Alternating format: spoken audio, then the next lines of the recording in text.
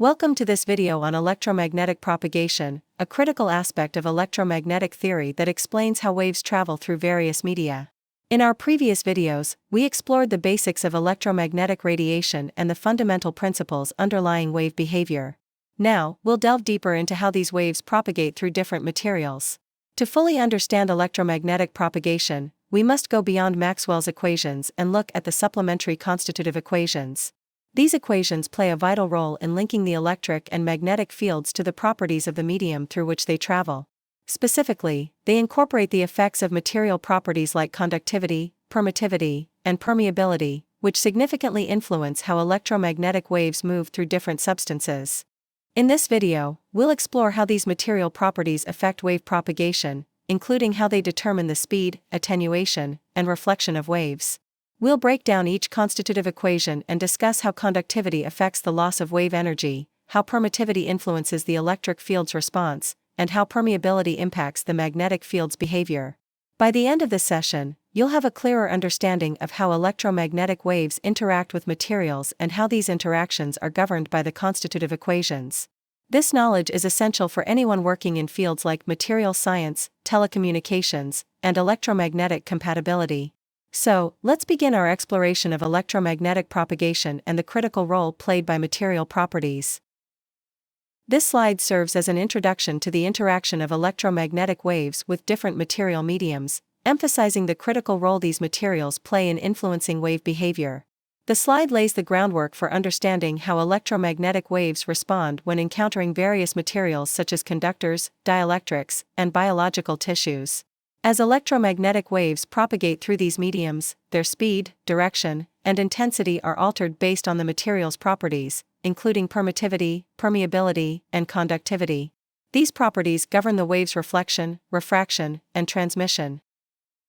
For example, in conductors, electromagnetic waves are primarily absorbed and converted into heat, resulting in minimal transmission. In contrast, dielectrics allow partial transmission of the wave, contingent on their specific properties. The behavior of waves in these different materials is pivotal, especially in complex environments like biological tissues, where phenomena such as complex permittivity and dispersion significantly affect wave propagation. The slide also delves into the mathematical formulation of these interactions, focusing on the role of permittivity within Maxwell's equations and the wave equation. It introduces the concept of the complex propagation constant, which encapsulates both the attenuation and phase shift of waves in a medium, as well as the complex intrinsic impedance, which describes the relationship between the electric and magnetic fields in the wave. Furthermore, the slide highlights the concepts of phase velocity and group velocity, which are fundamental to understanding wave propagation in various mediums. Phase velocity is defined as the speed at which the phase of the wave propagates, calculated as the ratio of the wave's angular frequency to its wave number. This velocity determines how quickly the crests of the wave move through space. Group velocity, on the other hand, refers to the speed at which the overall energy or information carried by the wave packet moves. It is derived from the derivative of the angular frequency with respect to the wave number. This concept is particularly important in dispersive media, where different frequencies travel at different speeds, leading to the spreading of the wave packet over time. The relationship between group velocity and phase velocity is crucial in distinguishing between dispersive and non-dispersive waves. In non-dispersive media, these velocities are equal, meaning all components of the wave travel at the same speed. However, in dispersive media, they differ, which can result in phenomena where the phase of the wave travels at a different speed compared to the overall wave envelope, as illustrated in the diagrams on the slide.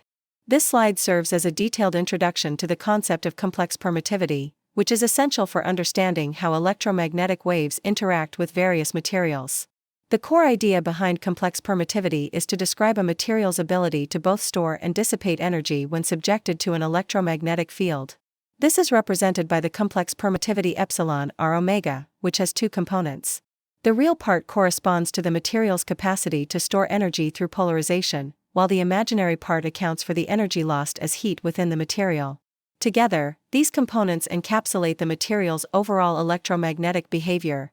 Moving forward, the slide delves into the concept of current density JCD in materials, breaking it down into two key components: conduction current JCE and displacement current JD. The conduction current, JCE, is directly related to the material's electrical conductivity sigma E and represents the energy dissipated as heat, primarily through the movement of free charge carriers like electrons. On the other hand, the displacement current, Jda, is associated with the polarization of the material and reflects the energy temporarily stored within it. The total current density JCD is thus the sum of these two components, providing a complete picture of how the material responds to an applied electric field. As the discussion progresses, the slide introduces how different materials, specifically conductors and dielectrics, behave under the influence of an electromagnetic field. In conductors, the conduction current JCE is dominant due to the high electrical conductivity, which means that most of the energy from the electromagnetic field is dissipated as heat. The displacement current Jda in conductors is comparatively minimal, indicating that little energy is stored. In contrast, dielectrics are characterized by a dominant displacement current Jda, as these materials do not have free charge carriers and primarily store energy through polarization. The conduction current in dielectrics is negligible, resulting in minimal energy dissipation. The slide also features a vector diagram that visually represents the relationship between the displacement current and the conduction current. This diagram illustrates how these two components combine to form the total current density JCD. In this representation, the displacement current is shown as perpendicular to the conduction current, reflecting that they are typically out of phase by 90 degrees. This visual aid reinforces the understanding of how different materials interact with electromagnetic waves, in conductors, where energy loss is predominant, and in dielectrics, where energy storage is the key characteristic. In this slide, we delve into the constitutive equations, which are crucial for linking Maxwell's equations to the material properties that govern electromagnetic wave propagation. These equations describe the interaction between electric and magnetic fields with different materials, influenced by key parameters such as permittivity, permeability, and conductivity. Permittivity epsilon determines how a material responds to an electric field, influencing the electric displacement field. D. Permeability mu governs the material's response to a magnetic field, affecting the magnetic flux density B. For conductive materials, conductivity sigma relates the electric field E to the current density J, which is pivotal in understanding how electric currents are handled within the material. Furthermore, the electric polarization P and magnetic polarization M significantly impact the fields, particularly in dielectric and magnetic materials, by defining their ability to store and dissipate electromagnetic energy. For isotropic materials, these properties are uniform in all directions, simplifying the analysis. However, in anisotropic materials, permittivity and permeability vary with direction, necessitating a tensor-based approach to accurately describe field interactions.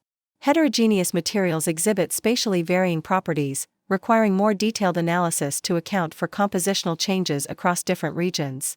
Heterogeneous materials add another layer of complexity, with spatially varying properties such as permittivity, permeability, and conductivity. These variations demand localized analysis to understand how electromagnetic waves interact with different regions, leading to complex behaviors like reflection, refraction, and scattering. Dispersion is also critical, especially in dispersive materials where permittivity and permeability depend on the wave's frequency. This causes phase velocity to vary with frequency, leading to wave packet spreading and signal distortion. Understanding dispersion is vital for applications like optical fibers and antennas.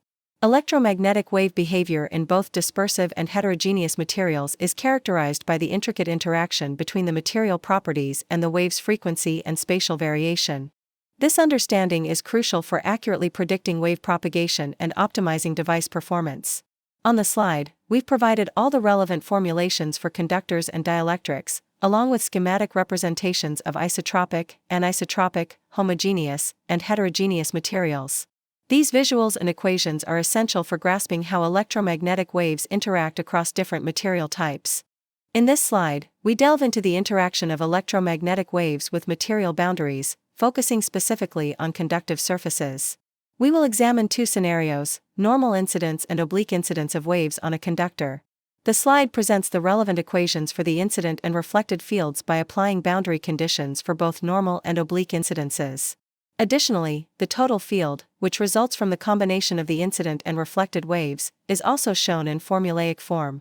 As depicted in the figures, when an electromagnetic wave strikes a conductor at normal incidence, the total wave forms a standing harmonic wave due to the superposition of the incident and reflected waves. In contrast, for oblique incidence, the resulting total wave is a traveling harmonic wave, described by a sinusoidal function. This slide provides a deeper understanding of how electromagnetic waves behave when encountering conductive boundaries, highlighting the differences in wave behavior based on the angle of incidence. This understanding is crucial for applications involving waveguides, antennas, and electromagnetic shielding. Continuing our exploration of electromagnetic wave interactions with materials, we now delve into the behavior of waves at dielectric boundaries, focusing on normal incidence. When an electromagnetic wave encounters a dielectric boundary, the interaction becomes more complex than with a conductor. This is because, in addition to the incident and reflected waves, a transmitted wave is also generated, propagating through the dielectric medium. In this slide, we've included the key formulas to describe these interactions, particularly highlighting the reflection coefficient gamma and the transmission coefficient tau, both of which are crucial for understanding how much of the wave is reflected into the original medium and how much is transmitted into the dielectric. The reflection coefficient gamma is defined as the ratio of the reflected wave amplitude to the incident wave amplitude.